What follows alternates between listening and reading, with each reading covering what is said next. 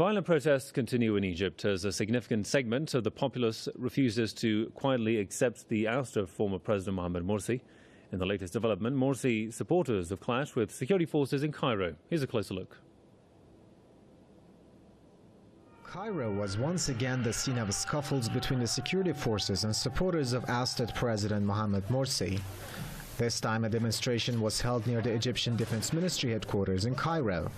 Then, Egyptian security forces used tear gas and water cannons to disperse the anti-government protesters who had blocked a nearby road.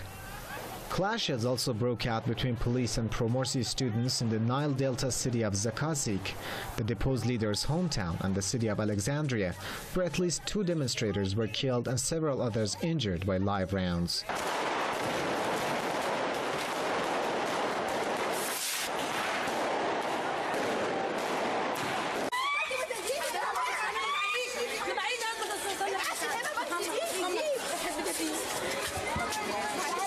In Alexandria, late on Wednesday, 3 big marches took place in the areas of Gleam, Sidi Bishr, and Asyuf. They were all attacked by police. The Anti-Coup Alliance said 25 of the pro-Morsi protesters have been detained. Security forces in Alexandria said it had detained 15. Egypt has been the scene of violent anti-government protests since Mohamed Morsi, the country's first democratically elected president, was ousted in July 2013. The demonstrators are calling for the immediate reinstatement of Morsi. In the latest crackdown on supporters of the deposed president, Egypt's military-backed government has ordered the seizure of the assets of more than 500 senior figures of the Muslim Brotherhood.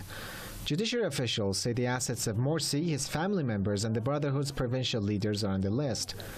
Meanwhile, the interim government says the move is being made to ensure that the upcoming referendum on a new constitution can be held peacefully.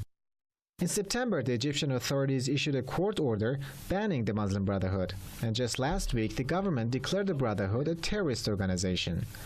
Egyptian officials are currently preparing for the referendum on a new constitution, scheduled for mid-January, which is to be followed by parliamentary and presidential elections. But it remains to be seen whether the draft constitution will be ratified by the Egyptian people, since Morsi supporters still refuse to recognize the current government and are expected to campaign against the referendum.